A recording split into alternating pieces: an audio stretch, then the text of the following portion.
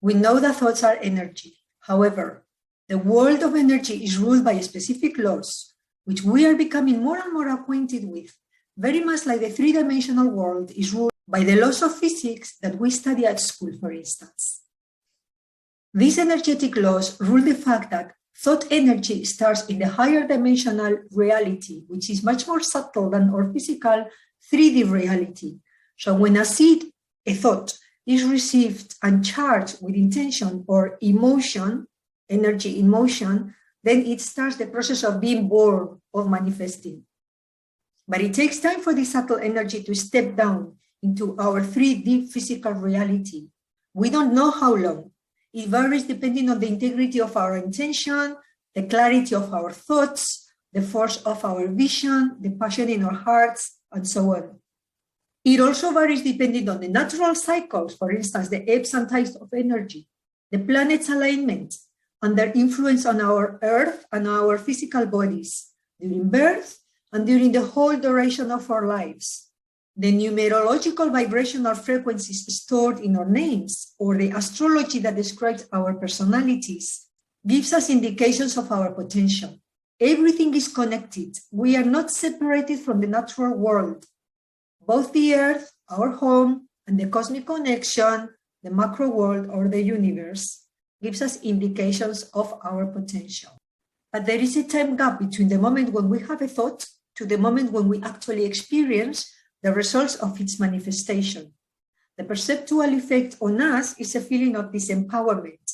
And as we lose track of this connection, it is at those moments that we tend to somehow feel as victims of the circumstances. On the other hand, since there is a gap between the thoughts that occur to us and the specific expectations of their manifestations that we project into the world outside of ourselves, when we receive the result, sometimes we don't realize that this is the way the universe responded to our request. That's to say, the universe always brings to us the essence of the thought, not the exact mirror or physical form of what we ask for or wanted. And the universe does so, taking into account all the aspects already mentioned. If there is a karmic block, the thought may come to us in the form of a lesson and not in the clean-cut specific reality we were hoping for. And since our original thoughts become then both a process and a lesson, we lose track of the connection and we forget that indeed our thoughts are energy, according to the level of personal development and emotional intelligence that we may have acquired. Our emotional boundaries will be more or less strong. Depending on the strength of our boundaries, we will use a larger or a smaller amount of energy in order to defend or perceive the vulnerability, which is personalized by our ego. The amount of energy that we successfully integrate in our systems depends both on our level of personal growth and the quality of layers of ego released. It is our objective to find the balance in our psyche between the light, for instance, the clarity of mind, and the shadow, for instance, unconscious, disowned part of our personality. When the results of projecting our thoughts into the physical world are positive, we are happy to take ownership of the process. But when the original thoughts are blocked by a hidden personality pattern, an ignored or forgotten memory stored in our shadow self, we may tend to disown our creation, forfeit our personal power, and feel at the mercy of a higher being. We developed a victim mentality. We may feel as if the universe is toying with us. With a strong emotional boundaries and a healthy level of self-awareness, it is likely that we can get ourselves out of that debilitating victim mentality. And we seem to be able to sail more or less fluidly throughout life until we hit a karmic lesson. Karmic lessons are cycles of hidden patterns of behavior that may come from a previous life or from our childhoods. Either way, we don't tend to realize that we are in a karmic cycle or web until usually we feel trapped. It is difficult to release a karmic lesson.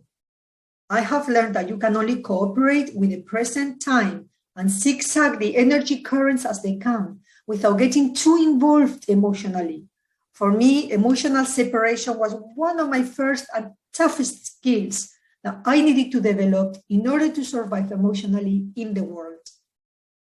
By taking the position of the observer as much as possible and by willingly go through the steps, you eventually walk the bridge between the obscure, invisible, and paralyzing energy web into a present reality that can be seen and touched.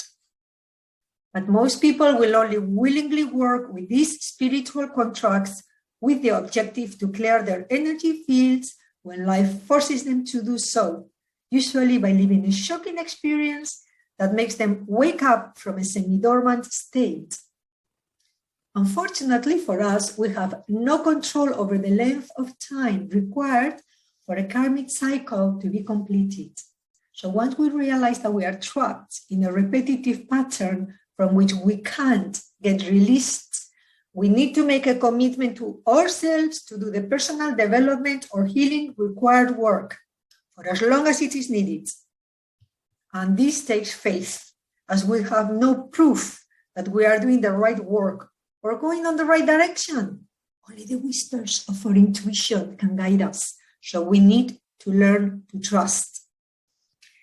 In the majority of cases, we will be jolted out of the comfort zone of our everyday lives with, for instance, an illness, a painful relationship breakup, the loss of financial security, a job or a big investment.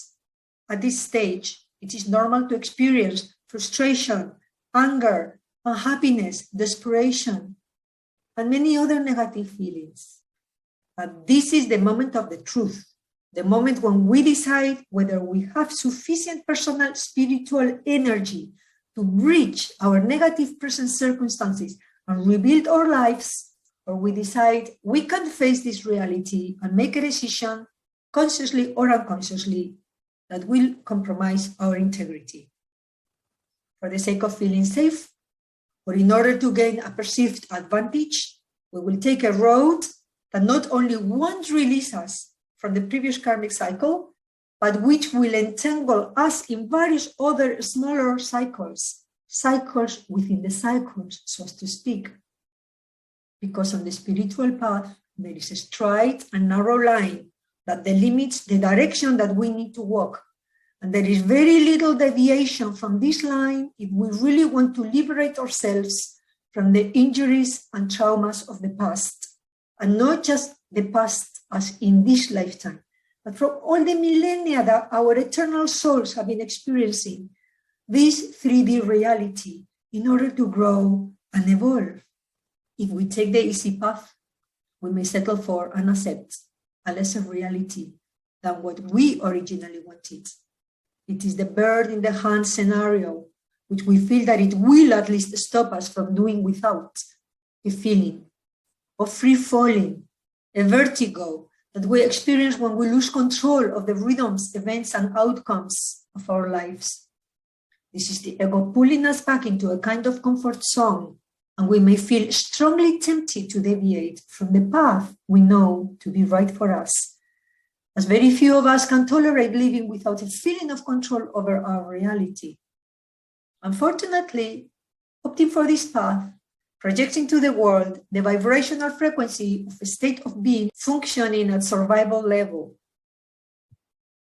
without enough faith to gather the courage to keep going on the right track, following the truth of our inner guidance, and doing the things that are required in order to forge our soul into the next level of growth, this will energetically be translated as a possible unsafe and uncertain future.